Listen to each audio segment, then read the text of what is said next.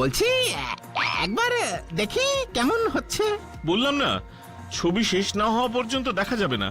আর এত কথা বললে আর নড়ানড়ি করলে ছবি কিন্তু খারাপ হয়ে যাবে, তখন কিন্তু আমায় দোষ দেবেন না। এ বাবা না না না না না না না না, ছবি যেভাবেই হোক ভালো হতেই হবে। হ্যাঁ, এই কালোই আব্দুল্লাহ শেখ যেন মুগ্ধ হয়ে যায় দেখে। ভালো করে আঁকো, ভালো করে আঁকো পরেশ ভাই। তুমি তো জানোই এই রাজার বেশ কিনতে আমার ব্যাংক ফাঁকা হয়ে গেছে। সরকারি ব্যাংকে বাড়িও বন্ধক দিয়েছি। কাল ছবিটা বিক্রি না হলে আমাকে পথে বসতে হবে। সেই জন্যই তো বলছি, শান্ত হয়ে বসুন, সব ঠিক হয়ে যাবে। আচ্ছা আচ্ছা আচ্ছা, আমি মুখে কুলুপ এঁটে বসলাম।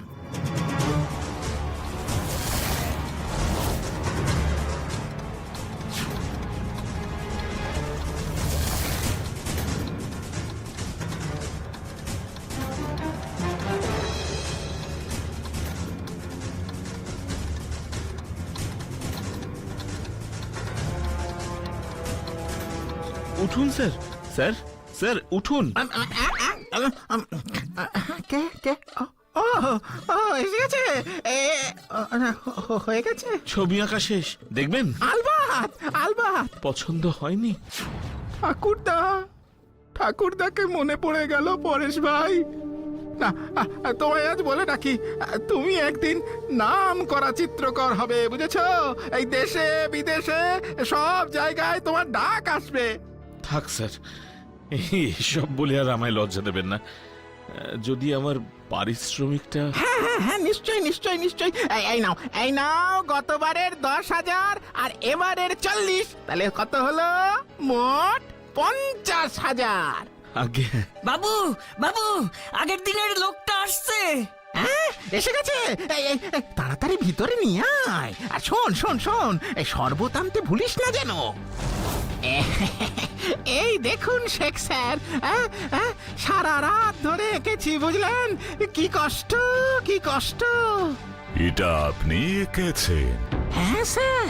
কিন্তু ছবিটা তো আমি... তুমি তুমি চুপ করো তো হে ছোকরা। পছন্দ হয়েছে স্যার? হ্যাঁ, তা হয়েছে বটে, কিন্তু কিন্তু কিন্তু কি স্যার? আপনি যেমনটা চেয়েছিলেন তেমনটাই তো আঁকা হয়েছে। বলছিলাম যে নিজের মুখটা আপনি ঠিকঠাক আঁকতে পারেননি মিস্টার পরামানিক। রাজবেশের সাথে মুখটা একেবারেই যাচ্ছে না, আগেরটার মতো ভালো হয়নি। না না না, একেবারেই না। এ ছবি আমি কিনবো না, এটা একদম ভালো হয়নি। কি বলছেন শেখ সাহেব? এরকম বলবেন না শেখ বাবু। আরে আরে আরে ছোড় দিজিয়ে, আরে পাটা ছাড়ুন তো। স্যার, আপনি ওই ছবিটা না কিনলে আমি পথে বসে যাব স্যার। ওই হিরে আর পোশাক কিনতে আমি আমার জমি বাড়ি সব বন্ধক দিয়েছি স্যার।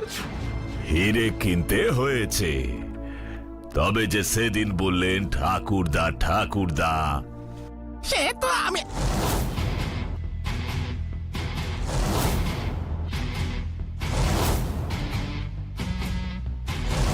কি বাটুল, তুমি?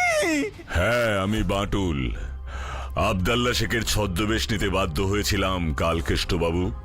আপনি যেভাবে দেশের তরুণ শিল্পীদের দিয়ে ছবি আঁকিয়ে তারপর সেই ছবি নিজের নামে বিক্রি করে তাদের ভবিষ্যৎকে অন্ধকারের দিকে ঠেলে দিচ্ছিলেন, তাতে আমায় বাধ্য হয়েই নাক গলাতে হলো। কারণ যার ছবি সেদিন টাউন হলে নিজের নামে বিক্রি করলেন 11 লাখ টাকায়, সে আমার ভাই পরেশ। কিরে পরেশ, কিছু বলবি? না মাটুলদা, তুমি বলো।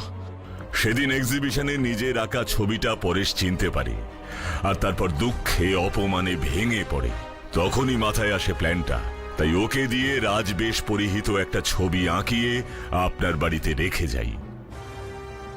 তারপর আমি শেখের ছদ্মবেশে এসে আমায় পথে বসালো গো, আমার সব লুটে নিল। আমি এখন কোথায় যাব? মিস্টার কালকেষ্ট প্রামাণিক, অন্যের সম্মান, টাকা, প্রতিভা আত্মসাৎ করে নিজেকে বড় বানাতে গেলে এমনই হয়।